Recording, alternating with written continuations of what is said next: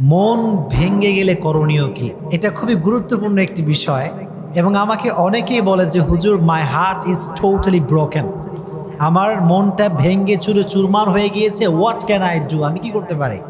এটা অনেক জরুরি একটি বিষয় এবং এটি যদি কেউ জানতে পারে, টিপসগুলো অ্যাপ্লাই করতে পারে, ইনশাআল্লাহ তার যে ভাঙ্গা হৃদয় এটা জোড়া লেগে যাবে। এই জন্য আজকে আমরা ফার্স্ট যে ইস্যু নিয়ে কথা বলবো সেটি হচ্ছে আমাদের মন যদি কখনো কোনো কারণে ভেঙে যায়, এটা অনেক রিজন হতে পারে।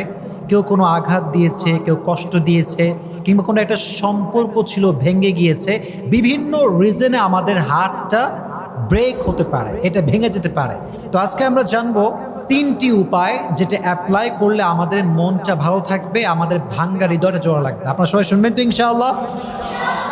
মাশাআল্লাহ। যখন আপনার মনটা ভেঙে যাবে, ফার্স্ট খুব মনোযোগ দিয়ে একদম চোখে চোখ রাখেন, হৃদয় থেকে শুনেন, কান দিয়ে শুনলে হবে না, হৃদয়ের একটা কান আছে, এটাকে খাড়া করান। যদি মন কখনো ভেঙে যায়, এটাকে ঠিক করার জন্য, কষ্টকে হালকা করার জন্য জাস্ট গো টু দ্য গ্রেভইয়ার্ড, কবরস্থানে যাবেন।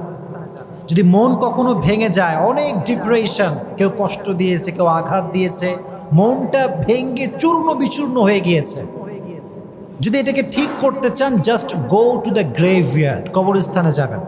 কবরস্থানে গিয়ে যে কবরটা আছে, মেয়েদেরকেও বলছি, ছেলেদেরকেও বলছি, কবরস্থানের দিকে তাকাবেন, যে কবরগুলো আছে কবরগুলোর দিকে তাকাবেন, তাকায় ভাববেন যে হায় রে হায়, আজ আমি যেমন আছি কাল কিন্তু সে তেমনই ছিল, আর আগামীকাল আমি তেমন হব আজ যে যেমন আছে।